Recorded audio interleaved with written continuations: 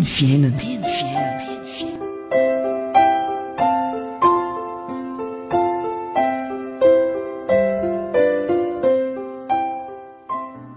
Anjarako Jehova, miny mitandrina ny teninao aho.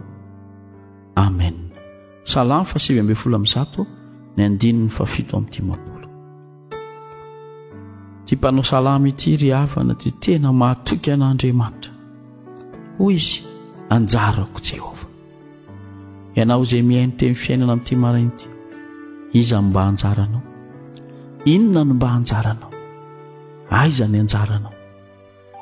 Ny valiny mety tandrify ilainao amin'izao fotoana izao ry havana, amin'izao andro be fahoriana sy be ady sy mahakivy mahaketraka izao, ny valiny tandrify omeko anao dia izao: Jehova no anjarantsika. Aza mitady anjara hafa ry havana. Fa raha ny fiainana tany ny jerena dia mahakivy, mampamohy fo mihitsy.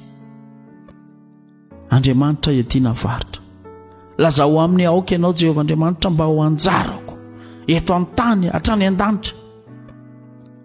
Izy ny tena fiainana, izy ny tena fiadanana ry havana. Ary izao nitadidio ny olona izay mahatoko fa Jehova Andriamanitra ny tena anjarany dia ny ataony dia ny mitandrina ny tenin'Andriamanitra. Tsy mety raha hoe milaza ianao hoe anjarako Jehova nefa ny teniny tsy arahanao. Androany dia teneniko aminao, raha ohatra ianao tehirehere fa manana anjarany Jehova Andriamanitra dia izao heno ny feony, arao ny teniny, ataovany sitrapony, fa izany ny tena manam-pirofo fa anao izy. Jehova Andriamanitra ne teo anjaranao isanandro, teo anjaranao mandrakizay izy, fa ny ataonao indraindray no mahatonga an'Andriamanitra alahelo, mahatonga an'Andriamanitra pirehatra ny fahatezerany ka dia mandrotsaka ny kapoka sy ny fanafaizana aminao sy ny fiainanao rehetra izy. Fa androany raha tena tianao zany ananjaran'Andriamanitra zany, hidiranao amin'ny lanitra rahatr' izay dia izao endro ny teniny atolony ianao. Vakio ny ao anatin'ny soratra masina, vakio ny Baiboly, heno izay toriteny rehetra fa mahasoa anao zany.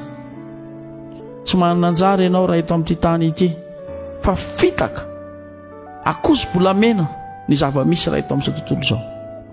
Fa ny anjara tena izy tsy mba mamitaka, miaro anao, miambina anao, mikarakara anao, miantoka ny fiainanao rehetra dia Jehova Andriamanitra.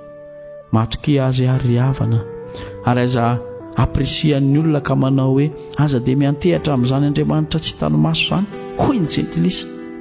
Fa ambarao izy hoe izaho dia manana an' Jesosy Kristy Tompo, ilay tompo sy mpamonjy ny fiainako.